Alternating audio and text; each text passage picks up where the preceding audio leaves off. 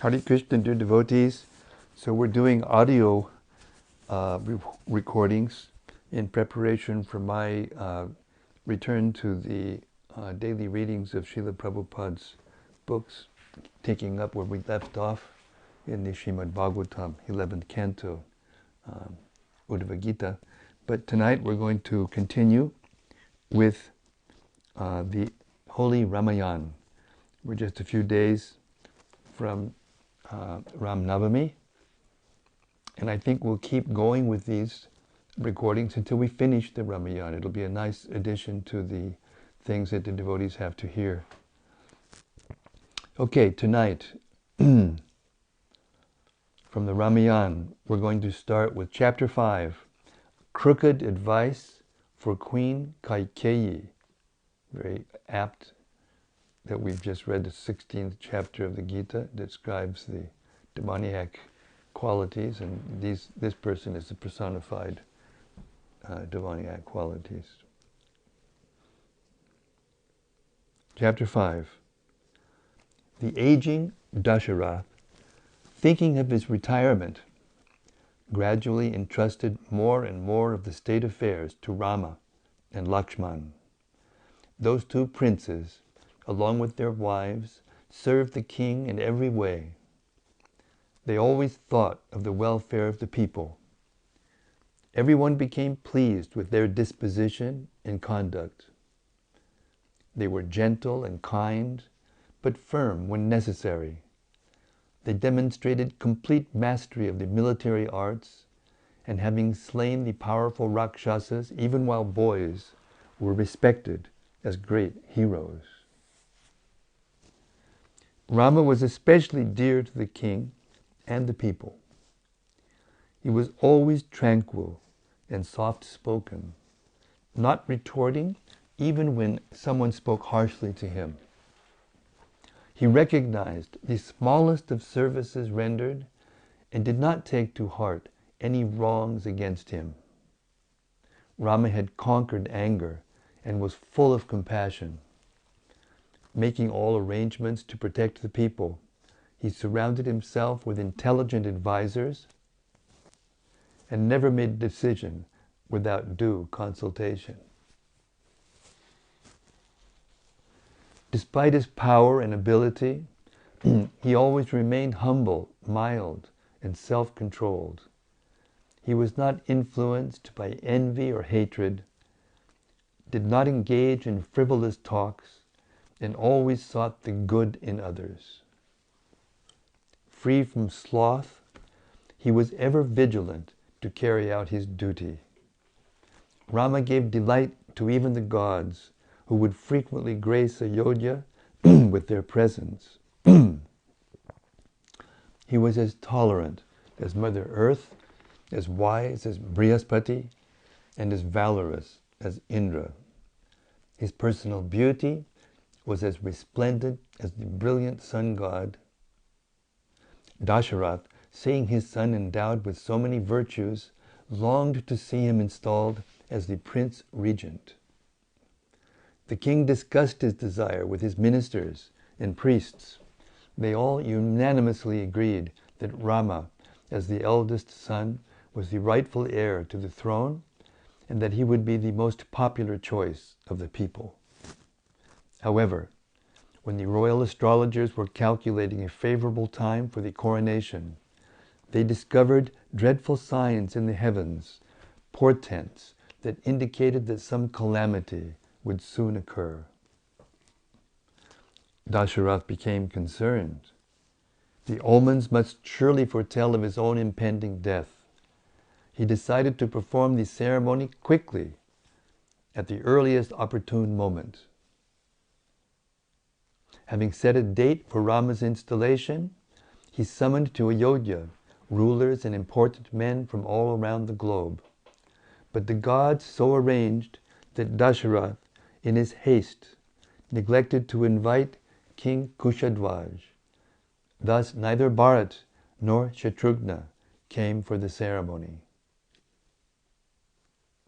Dasharatha realized too late his omission, for it was a journey of some days to Rajagriha. Nevertheless, he considered that his two absent sons would soon receive the delightful news of their elder son's installation. He felt sure that they would be overjoyed and would not take offense. Soon a large gathering of kings and Brahmins appeared in Ayodhya, and Dasharatha had them assembled in the royal court. Sitting in state in the assembly, the emperor blazed forth like Indra in the midst of the gods. He spoke in a pleasing and melodious voice, which was at the same time sonorous and grave.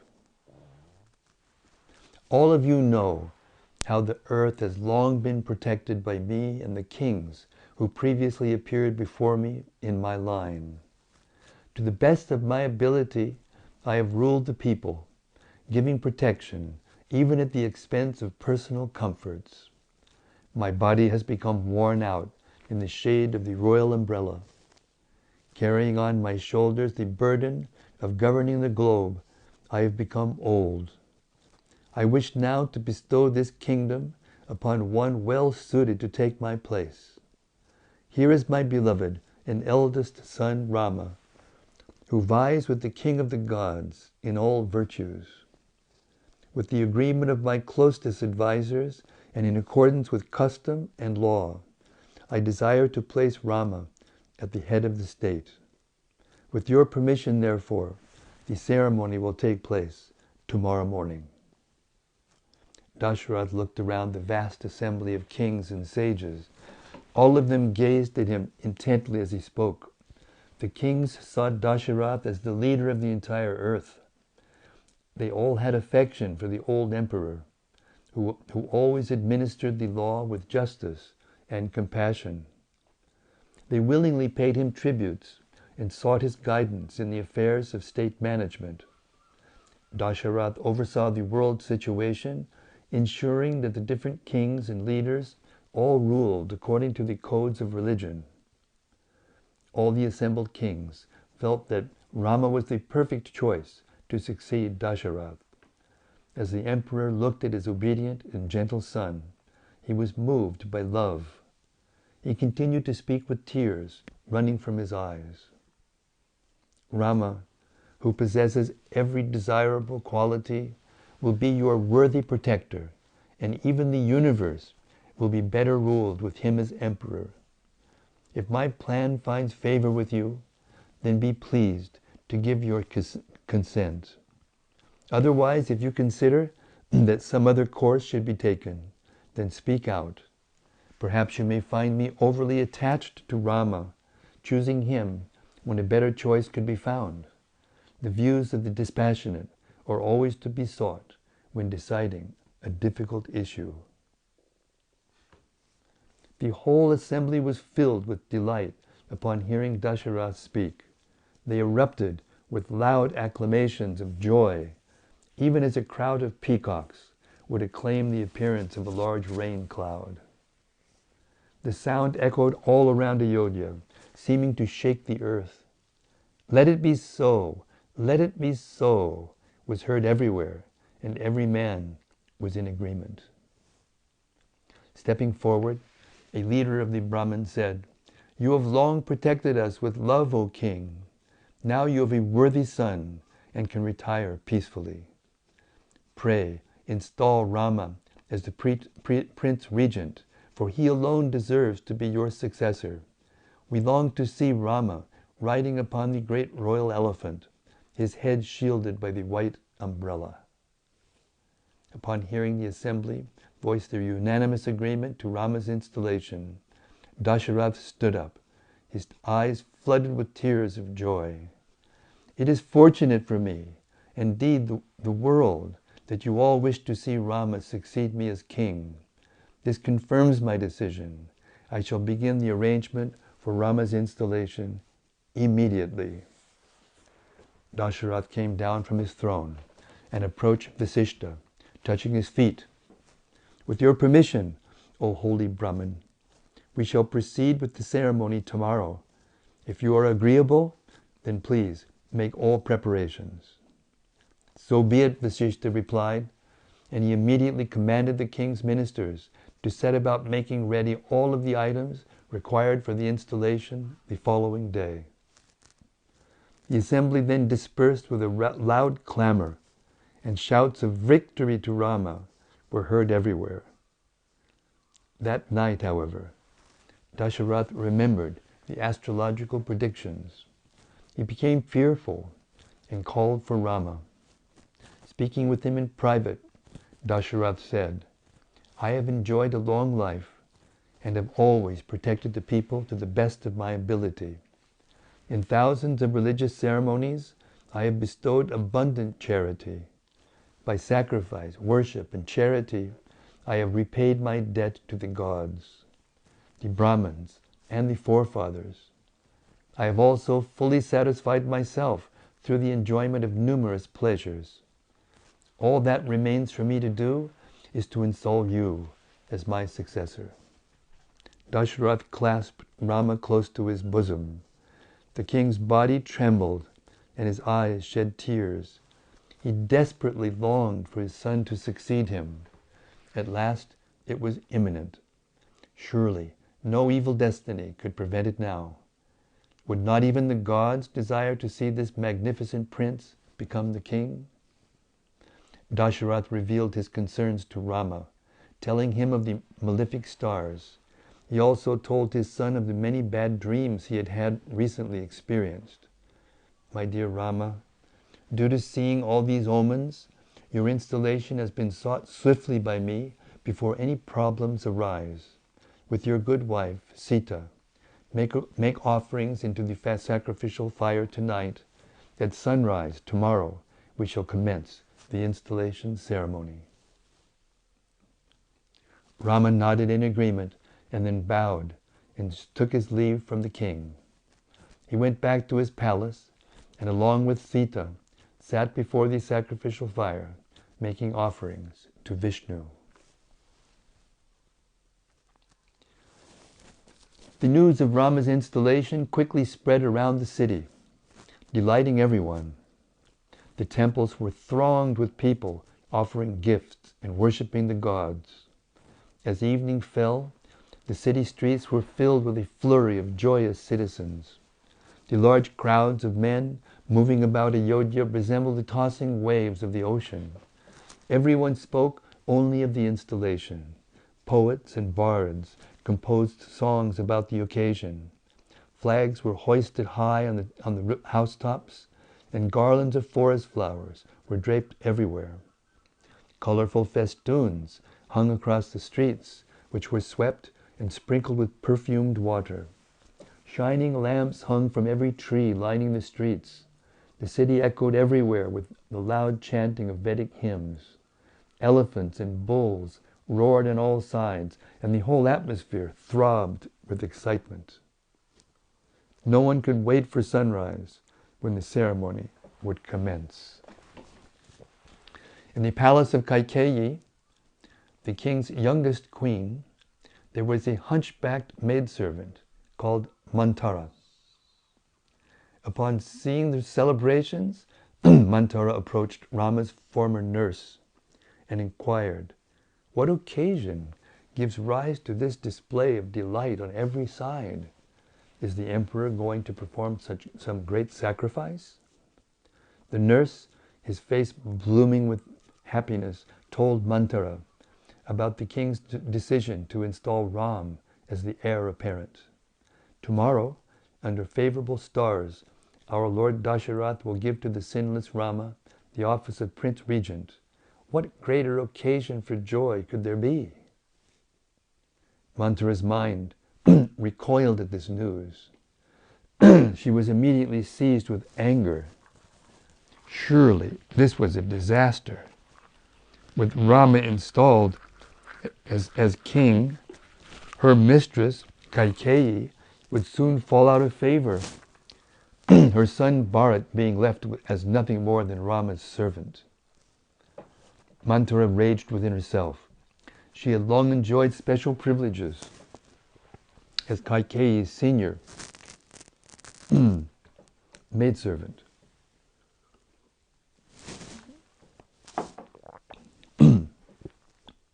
The The emperor particularly liked her mistress, who had given Manthara the esteem she desired. As a hunchback, she had always been the butt of jokes and abuse among the other servants. But as her mistress became more influential, the other servants, even those of the senior queen, Kaushalya, had been obliged to pay her respect. Sighing with anxiety, Manthara ran to Kaikeyi's room, where she found the queen lying upon a couch. With her face flushed, she began addressing her bemused mistress in harsh tones. "Get up, foolish woman! How can you lay there when calamity stares you in the face? You languish here at ease, even as a flood of misery sweeps towards you. Thoroughly neglected by your husband, you are threatened now with utter ruin." Kaikeyi looked affectionately at her servant. Manthara had been her childhood nurse, and Kaikeyi saw her like her own mother. The queen had not heard the news about Rama, and she inquired from Manthara, "Please tell me, what causes you sorrow at this time? You seem sorely afflicted." Manthara became even more incensed upon hearing Kaikeyi's question. She replied in a low voice, trembling with anger, "There is no doubt that disaster threatens us both. With your destruction will come mine, as much as with your good fortune rests mine. I am therefore saying this only for your benefit." She grasped Kaikeyi's hand, trying to impress upon her mistress what appeared to her to be the obvious facts. "Although born in a royal line, you seem ignorant of the ways of kings. A king will speak sweet words to a person, while at the same time planning their destruction. The emperor has acted as your beloved spouse, while performing deeds which will ruin you to the very roots." Kaikeyi sat up and looked at her servant curiously. Manthara's eyes blazed as she continued, "Having sent your own son Bharat away to a distant kingdom, this wicked king now plans to install Rama as Prince Regent. What greater misfortune could there be for you?" Kaikeyi smiled.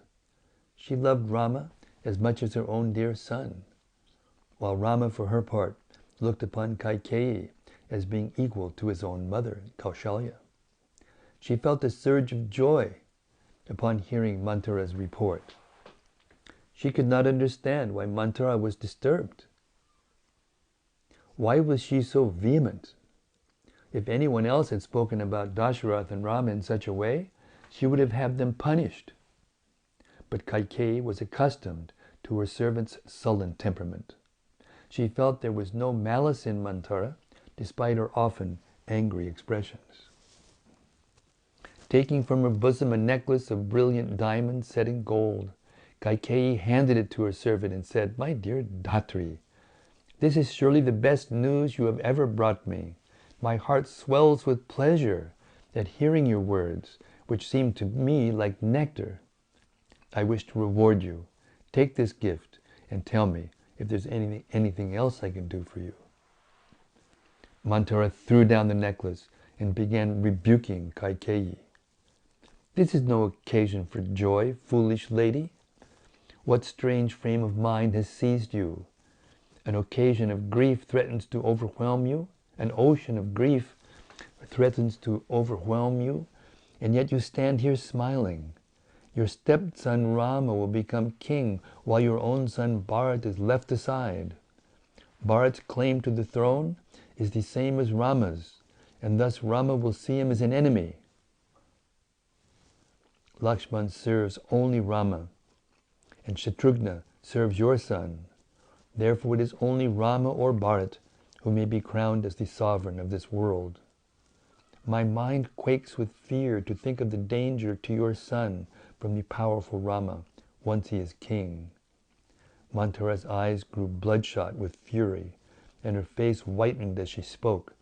Why was Kaikeyi not understanding? Kaushalya had long been snubbed by the king in favor of Kaikeyi. When Rama became the king, that would all change.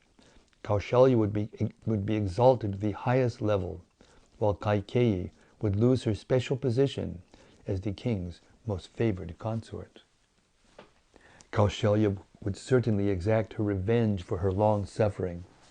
Kaikeyi would become Kaushalya's maidservant, and Bharat would at best be Rama's servant.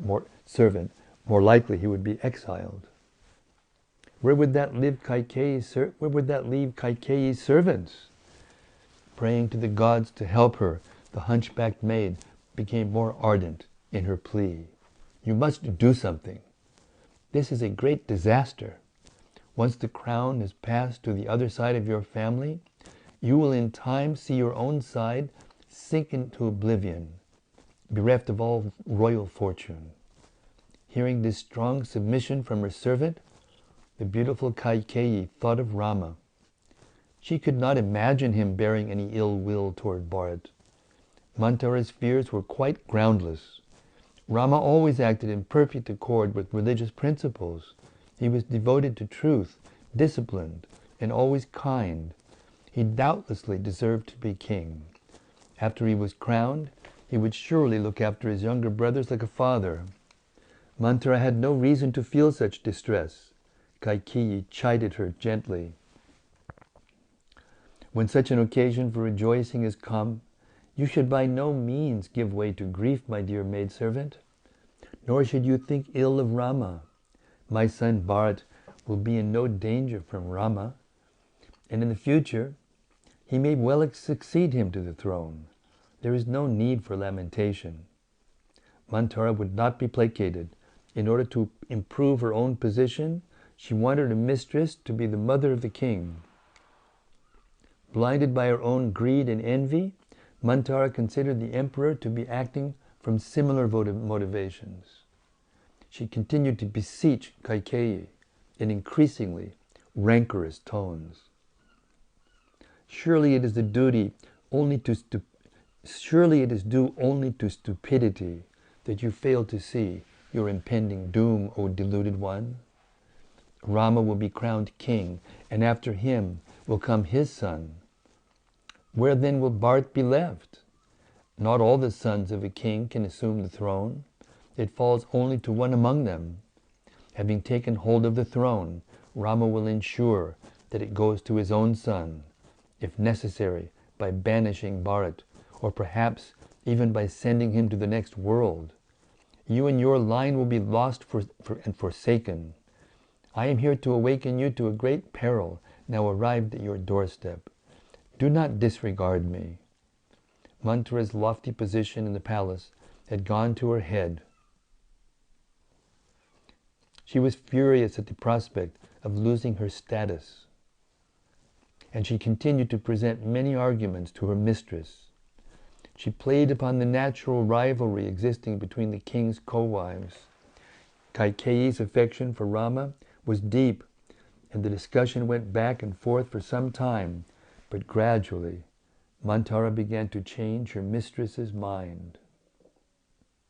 By the gods' arrangement, her arguments swayed Kaikeyi's mind, and the queen's intelligence became confused. Although she loved Rama, she began to consider that his installation was an injustice. Manthara saw in Kaikeyi's face that her mind was wavering. She grasped the queen's hands. There is a way by which we may not be ruined. If Rama can be sent to the forest and Bharat installed in his place, then the sovereignty may be secured in your line. This idea had entered Manthara's mind by the sudden inspiration of the gods. Kaikeyi, intrigued, looked at her servant. How can this be accomplished? Manthara recalled a story she had heard from her mistress many years earlier. Some time ago you told me how once you went with your husband when he was assisting Indra in a battle against the demons. Having fought hard one day, your husband lay unconscious on the battlefield, his body severely wounded. A grave danger beset him then from a demon who would come at night to devour the bodies of the warriors still on the field. Kaikeyi remembered the incident. Many years back, the emperor had gone to the heavens, taking Kaikeyi with him. He was famed as an invincible warrior, and the gods had asked his assistance in a fight. At that time, he had fought so powerfully that his chariot appeared to be facing 10 directions simultaneously, and the gods had therefore named him Dasharath, or 10 chariots. Manthara continued, "At that time, seeing the danger to Dasharath, you rode out in a chariot and rescued your lord.